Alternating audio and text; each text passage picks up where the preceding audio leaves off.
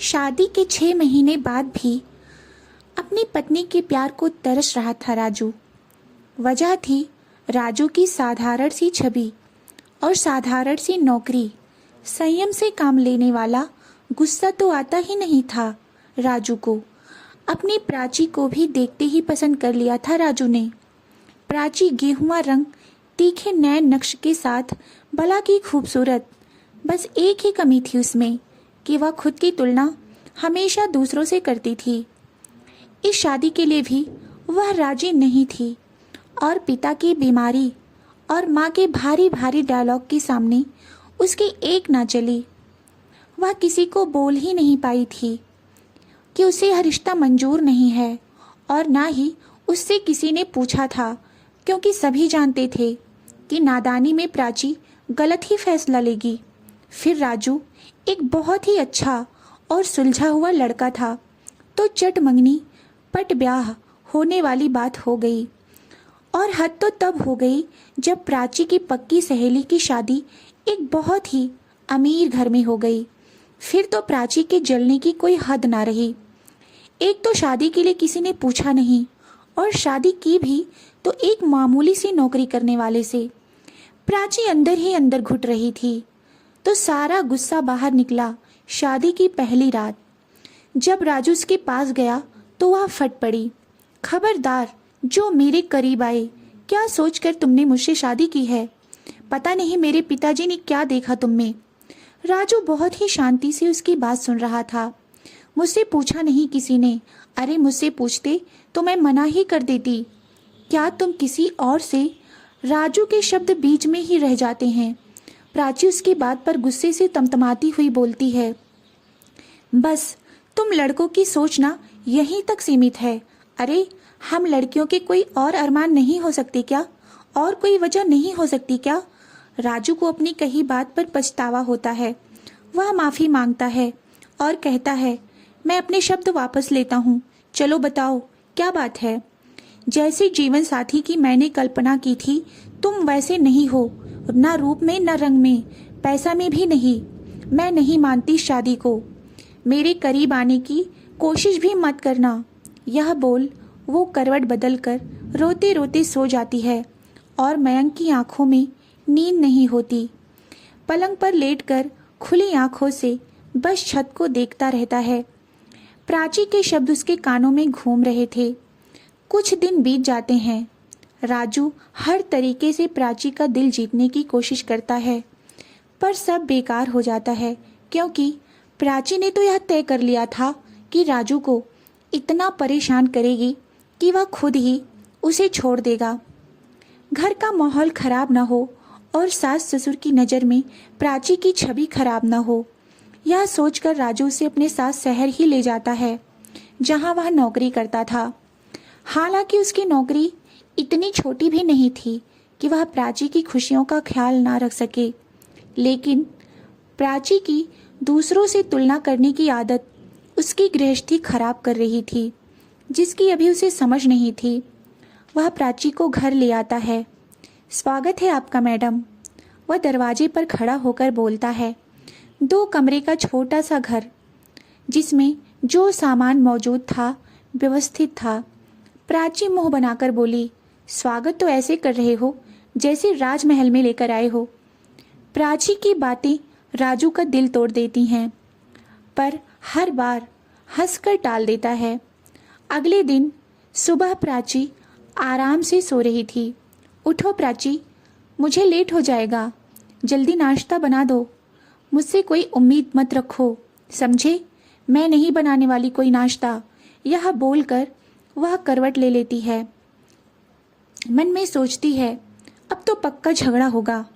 राजू हंसकर बोलता है, कोई बात नहीं, पहले भी मैं खुद ही बनाता था, अब भी बना लूँगा। बताओ क्या खाओगी? प्राची मन में, किस मिट्टी का बना है यह आदमी, कितना भी कुछ कह दो गुस्सा ही नहीं करता। राजू, बोलो जल्दी, क्या खाओगी? प्राची बोलती है, जहर। ओहो, जहर तो मुझे बनाना ही नहीं आता, उसके लिए तो तुम्हें खुद ही मेहनत करनी पड़ेगी। यह बोलकर वह हंसता हुआ किचन में चला जाता है। प्राची झल्ला जाती है उसकी बात पर उठती नहीं। कुछ समय बाद राजू वापस आता है। मैंने तुम्हारे लिए भी नाश्ता बना दिया है, ओके?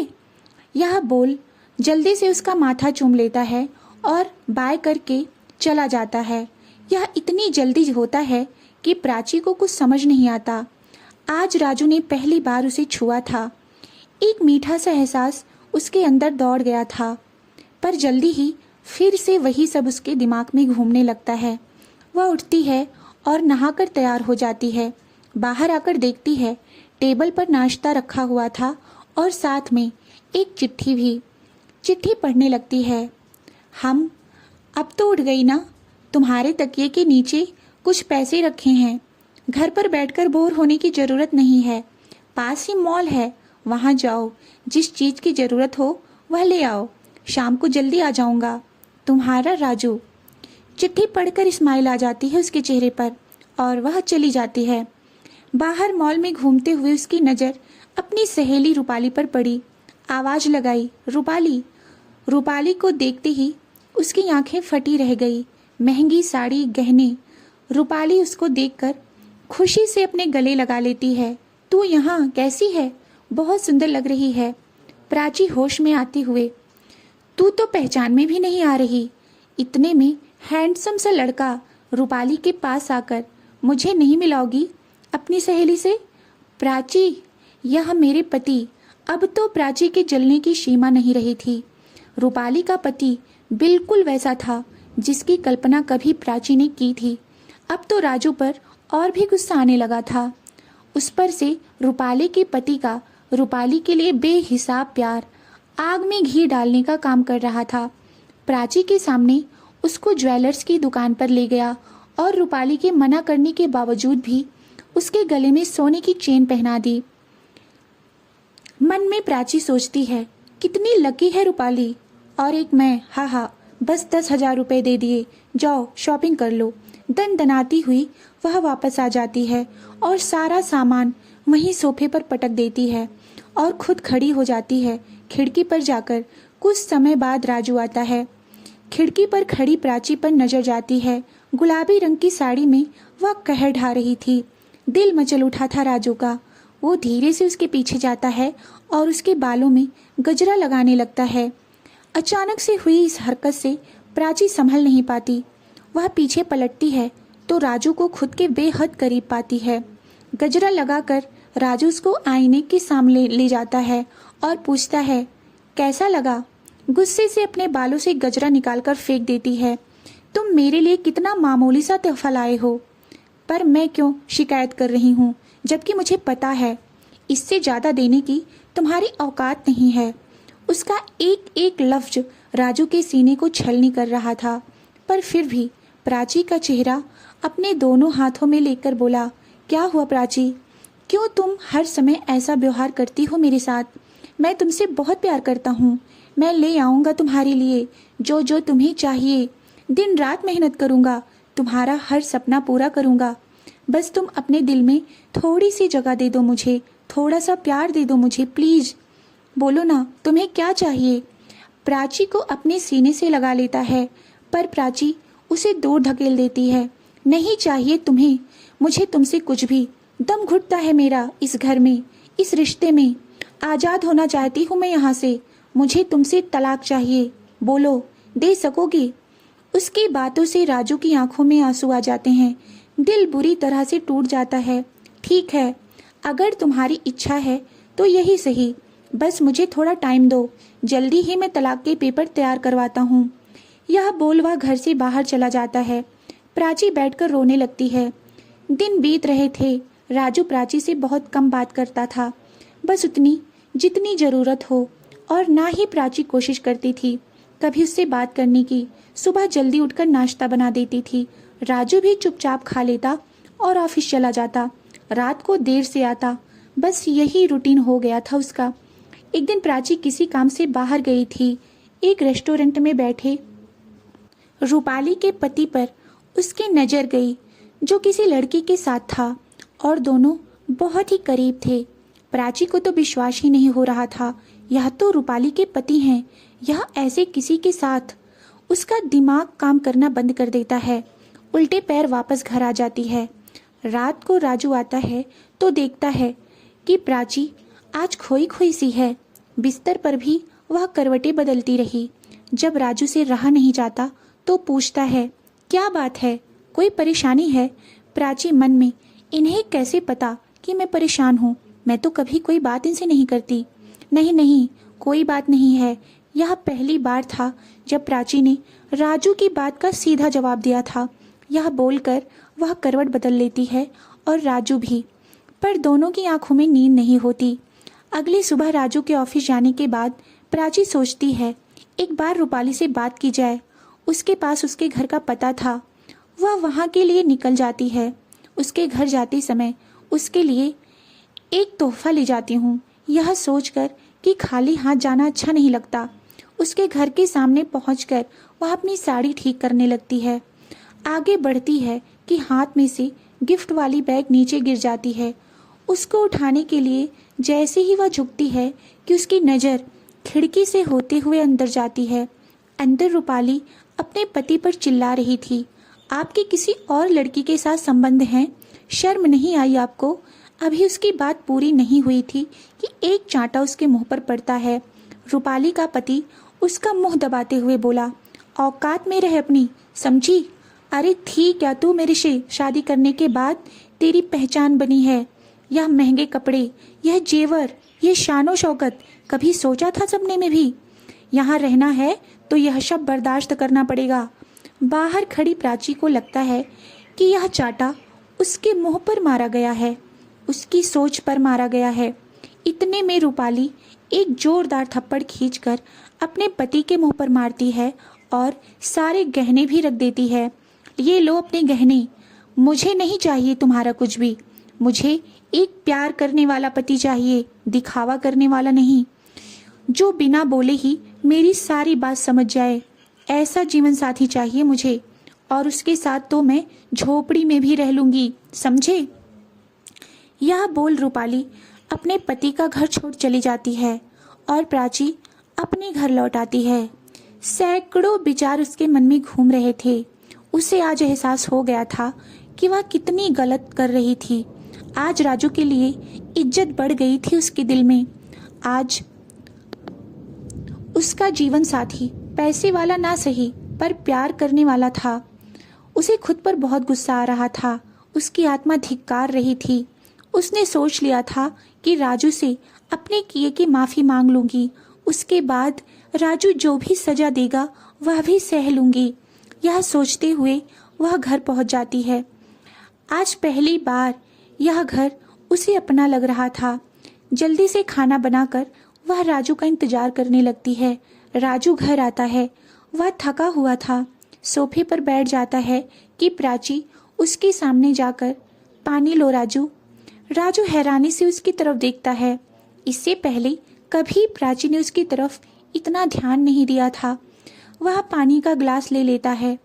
वैसे मेरे पास भी तुम्हारे लिए कुछ है। प्राची उसकी तरफ देखती है। वह अपने बैग से एक तलाक के पेपर निकालकर उसके हाथ में रख देता है। प्राची को धक्का लगता है। मैंने हस्ताक्षर कर दिए हैं प्राची, तुम भी कर दो और तैयारी कर लो। कल रात को ही मैं तुम्हें तुम्हारे घर छोड़ाऊंगा और तुम्हें किसी को भी कुछ कहने की जरूरत नहीं है। मैं सारा इल्जाम अपने ऊपर ले लूंगा। यह बोलकर वह अपने कमरे में जाकर लेट जाता है। प्राची बाहर खड़ी बस खाली आंखों से उन कागजों को देखती रहती है जिन पर राजू के साइन थे। खुद से नफरत होने लगी थी उसको। उसका दिल कर रहा था कि धरती फट जाए और वह उसमें समा जाए। अगली सुबह प्राची के उठने से पहले ही राजू ऑफिस चला गया था। प्राची उठती है, देखती है कि नाश्ता टेबल पर रखा है, साथ में एक चिट्ठी भी थी। आज ऑफिस में ज़्यादा काम है तो जल्दी चला गया हूँ, तुम तैयारी करके रखना, रात को निकलना है। यह पढ़ते ही प्राची की आंखों से आंसू बह जाते हैं। रोते रोते वह बोलती है, कम से कम माफ़ी मांगने का मौका तो दे देते। पूरा दिन रोती रहती है, खाना भी नहीं खाती। बड़ी मुश्किल से वह अपना सामान पैक करती है। थके कदमों से राजू वापस आता है। रो रो कर आंखें उसकी भी लाल हो गई थी। अंदर आता है। बाहर सोफे पर ही प्राची बैठी होती है। चेहरा मुरझाया हुआ था। राजू ने उसकी तरफ बिना देखे, सारा सामान रख लिया ना, कहीं कुछ रह तो नहीं गया? प्राची मन में, मेरा दिल रह गया है तुम्हारे पास। राजू प्राची के पास जाकर चले सामान उठाकर आगे बढ़ता है कि प्राची उसका हाथ पकड़ लेती है। राजू के कदम रुक जाते हैं, वह पीछे मुड़कर देखता है। आंसुओं से भीगा हुआ प्राची का चेहरा नजर आता है। उसको ऐसे देख राजू के दिल में एक टीस सी उठती है। क्या बात है, कुछ चाहिए क्या? प्राची का सब्र जवाब दी जाता है। रोते रोते उसके सीने से लग जाती है। मुझे माफ कर दो, प्लीज मुझे माफ कर दो, पर अपने से दूर मत करो। मुझे समझ में आ गया है कि पैसों से ज्यादा प्यार जरूरी है। मुझे एक मौका दे दो, मुझे तलाक नहीं चाहिए। रोने की वजह से उसकी आवाज साथ नहीं दे रही थी। उसके आंसू राजू के बाहों को भिगो रहे थे और बेचैन कर रहे थे। राजू जिस प्यार का इंतजार कितने दिनों से कर रहा था, वह आज उसको महसूस हो रहा था। उसकी आंखों से भी आंसू गिर रहे थे। वह कसकर प्राची को अपने सीने से लगा लेता है और रोते हुए बोलता है, फिर से छोड़कर जाने की बात तो नहीं करोगी ना, वरना मैं मर। फिर उसको हल्का सा दूर होकर, खबरदार जो दोबारा तुमने ऐसी बात की। राजू मुस्कुराकर उसकी तरफ देख रहा था। उसको अपनी तरफ देखता पाकर प्राची शर्माकर अपनी पलकें झुका लेती है। आज सही मायने में मिलन हुआ था, दो जिस्म का ही नहीं, दो आत्माओं का भी। राजू के प्यार, सब्र और त्याग की जीत हुई थी आज। दोस्तों, आपको कहानी कैसी लगी कमेंट करके जरूर बताइएगा। चैनल पर नए हैं तो चैनल को सब्सक्राइब अवश्य करें। वीडियो को पूरा देखने के लिए बहुत बहुत धन्यवाद।